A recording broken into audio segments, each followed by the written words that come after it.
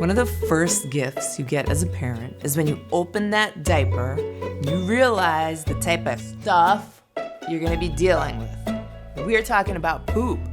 Poop is a glorious substance. Glorious? Glorious.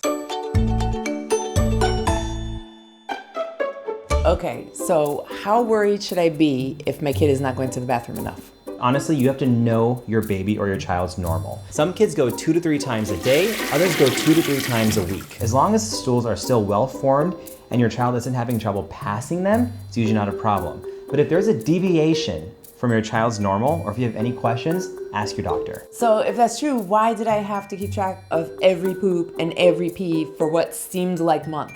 Well, we definitely ask you to track all the excrement in the newborn period while babies are developing, or if there's a special situation. In the newborn period, a breastfed baby can actually stool with every single feed, and then after about a month, because they digest and absorb breast milk so well, that'll drop down to maybe once every few days, even a week. Whereas formula-fed babies may actually stool with every feed for a longer period of time. All right, here's one. Why is it that we can hold onto poop better than pee? Well, think about the differences in where pee and poop are being held. Yeah. Different containers for pee and poop. If you try not to pee, a little bit might leak out. Your rectum can actually stretch. And if you decide not to poop, this thing will stretch and accommodate the stool and become like a poop reservoir. That's a fun visual. There's one more thing I have to mention. Oh my God, is it about poop? I can't wait. The anorectal angle. Did you pull that out of your butt? No, but it represents something in all of our butts.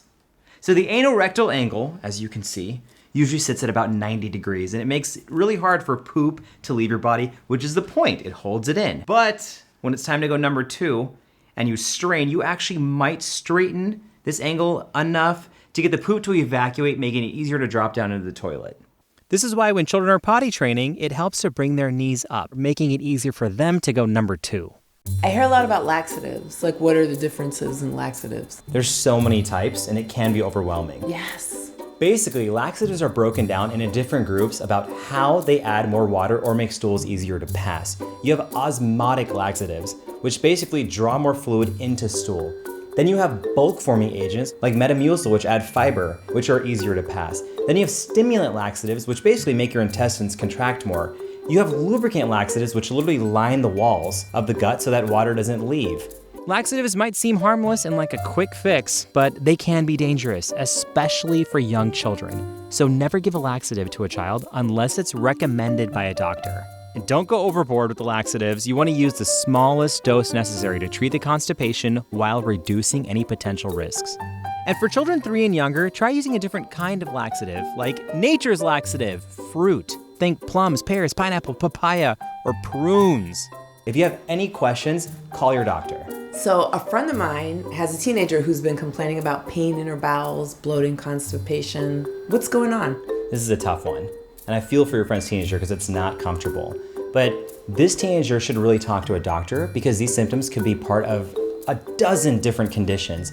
It could be something as simple as a dietary intolerance. It could be an acute or chronic illness. It could even be a medication side effect. It all depends.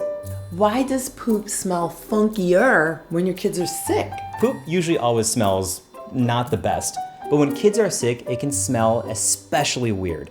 In some cases, kids with a bacterial infection can actually produce more gas that smells like sulfur. And to us, that could be like rotten eggs, super funky.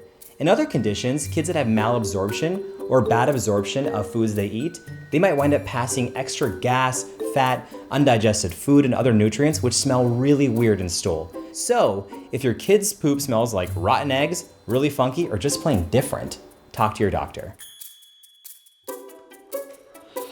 Why? I've never had more trouble blowing up a balloon in my entire life. What on earth is wrong with this balloon? All right, I got this.